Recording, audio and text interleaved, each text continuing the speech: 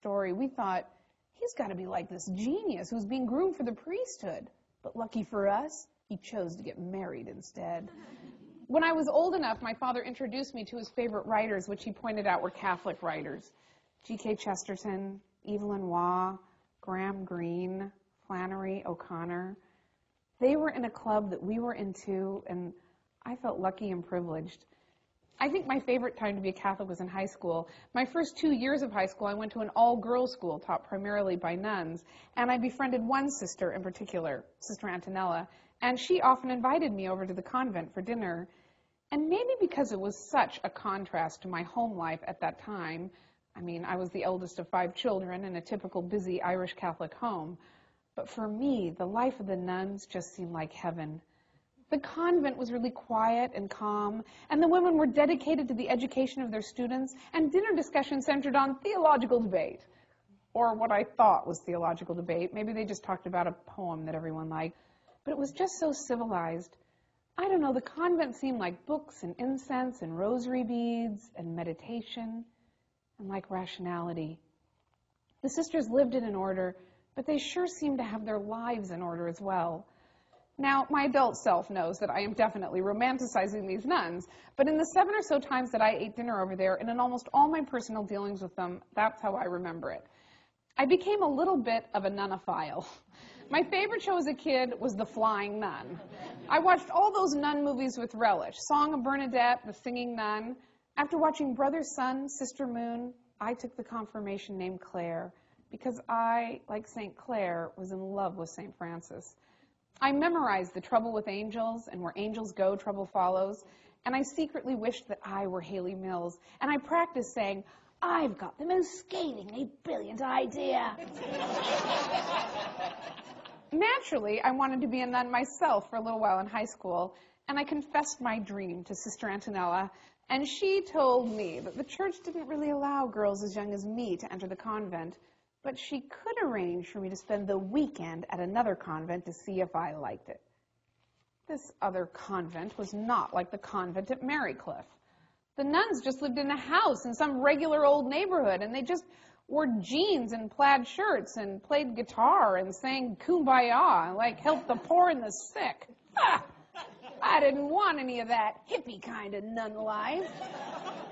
I wanted a habit and a cell, and I wanted to flog myself and wear a hair shirt. And I wanted the Gregorian chant wafting to the halls that I would walk down right next to the wall, because to walk in the middle of the hallway was to be arrogant. I wanted to be silent and make all of those hand signals that the contemplative nuns make during meals that mean more salt and thank you for the salt. And I wanted my long, thick hair to be cut off abruptly like Audrey Hepburn in The Nun Story, and then I wanted to prostrate myself before the cross. But it wasn't just the type of convent that was a problem. There were also boys. I was way into boys. Even though for a while, I really did think it could be me and Jesus together forever. I had this picture of Jesus in my bedroom, and he had this shag haircut and these big, beseeching, totally understanding eyes and a sexy beard.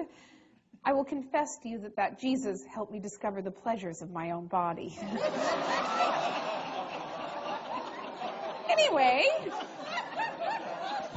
as I grew and matured, my understanding of God also grew and matured. He really was sort of Santa Claus at first, but then he became more abstract. I had many experiences which I considered to be religious, which confirmed my belief in God. I had religious experiences. I had a few times, maybe 5 or 6 times, felt the power of the Holy Spirit come over me and just shake me to the core. In fact, just before the Mormon boys arrived, I had my perhaps most visceral and profound religious experience. You see, I had just suffered the traumatic end to a 4-year relationship that, well, I had a lot riding on. I was madly in love, and he was not. I wanted us to raise children together, and he did not. And then one day he went away, and I thought I would die, but I didn't. Night after night, I was waking up crying, barely able to breathe. It felt like a knife was being plunged into my chest. It seemed like the end of the road. My dream of being a mother had met a fatal blow. And then one night, I woke up with the familiar pain and shortness of breath, and I could hear myself saying the words, "Heal me, heal me." I must have been just out of my mind with grief. And suddenly, I felt this bright light in the room.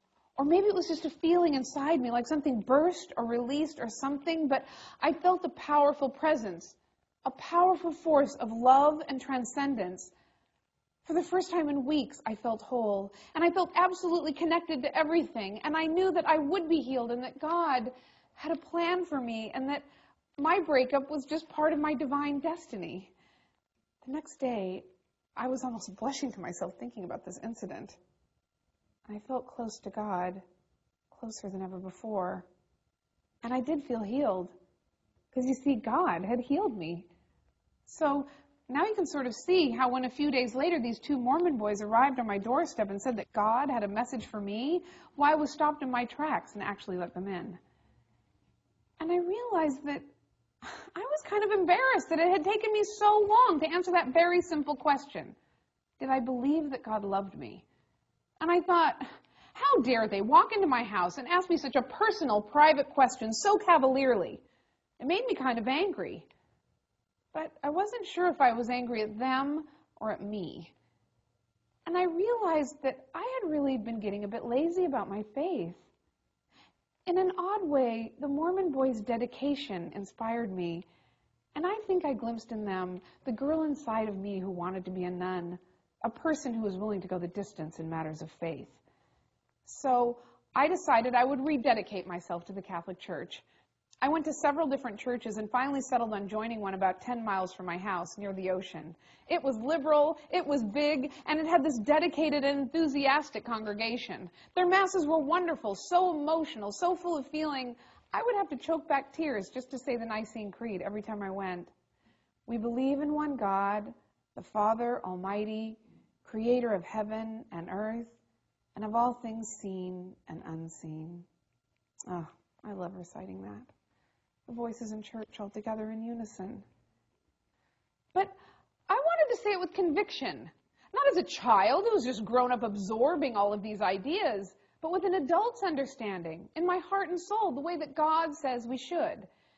Now, I noticed in the announcements that they offered a Bible study class on Thursday nights, and honestly, almost on a whim, I decided to sign up for it.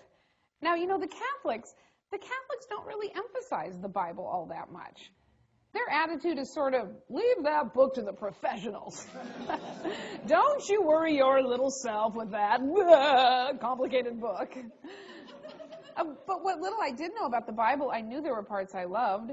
Often when I felt scared or confused, I repeated the 23rd Psalm. Though I walk through the valley of the shadow of death, I shall not fear, because you are with me. And I felt so much better. Now, I was happy to see that the Old Testament starts out with two conflicting stories about the origin of the universe. One where Adam and Eve are created at the exact same moment, and then a second creation story right away in chapter 2 where Adam is created first and then Eve is created out of his rib after he gets lonely. And I thought, oh, wow. For all those people who believe in the inerrancy of the Bible or that every single word of the Bible is true, I mean, they can't even have read the first 2 chapters of the Bible. I remember that Sister Charitina told us in 8th grade that Genesis was simply a poem on creation. We were not to take it literally. I shared this with the Bible study class, and Father Tom, this Irish priest who was leading the class, said, "That's exactly right, Julia, a poem on creation." Yes, nicely said, yes. But then we got to stories like Noah and the ark. And it was kind of funny. I don't really remember when I was studying this as a kid, Sister Mary Kevin highlighting the fact that Noah becomes an alcoholic after the flood and spends most of his time passed out and naked to the point where his sons have to go back up into a room with a blanket just to go cover him up because, geez, Dad. I